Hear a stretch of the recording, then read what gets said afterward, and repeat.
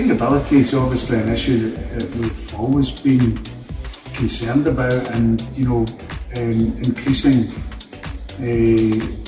future-proofing really that sustainable approach is something that we absolutely buy into, and something that we want to do at the club, moving forward.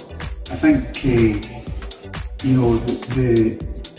there's a number of different issues around that, and some of that we have control of and some of it we don't.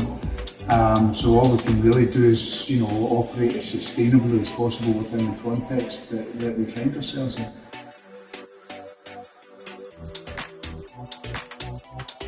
Obviously, everything that can be recycled is recycled. For a number of years now, I think we were one of the first operators in the city to do away with having plastic straws, for instance, on the bars. All our drinking vessels are reusable, and it's all shatterproof glassware that we use, and everything's reused. Beyond that, in terms of the operation of the club, we've adopted a policy of trying to import less by way of entertainment. So, we're not flying as many DJs into Scotland to DJ, but we're focusing more on the local scene, which has always been a focus for the club anyway, but it was always supplemented by visiting DJs from other parts of the world. So we've tried to cut back on that as much as we can, and certainly focus more on the local scene.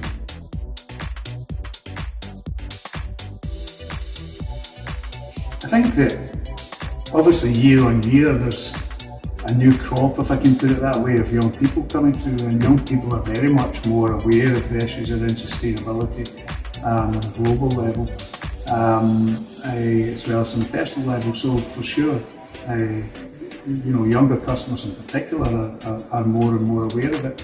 But there's a social conscience about the audience the audience that we seek to attract, and I think the audience that we do attract are a socially aware audience at the sub-club. So I'd like to think that that these issues are taken seriously, and Brewgooder, coming into the club now as a partner with us in projects, I think is a very important and a visible part of that for us moving forward.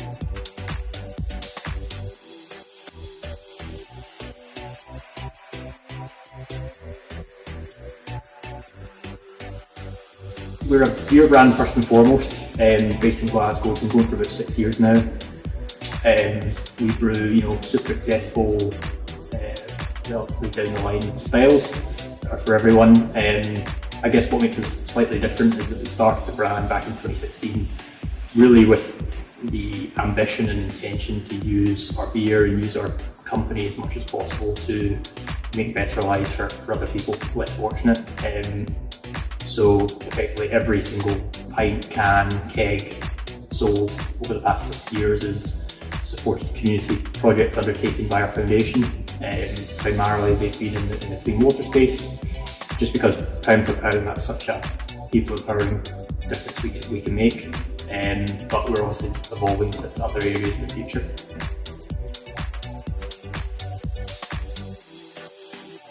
I mean, it's frankly an honour to be working with a sub-club. I think there's no other way to put it. Having grown up in Glasgow myself, I'm more than aware of the club's heritage and reputation on a world level, never mind just locally.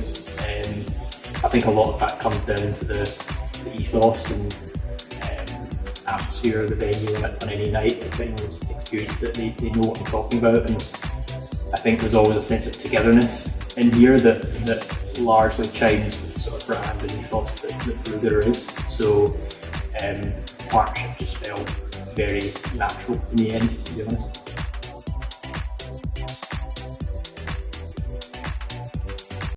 of our beers are quite sort of easy drinking, accessible styles. That's kind of what we focus on. And Mike and the team have obviously sampled the full range and decided that Tropical Pale just had a bit of differentiation to it that would make it stand out and hopefully go down well with the club.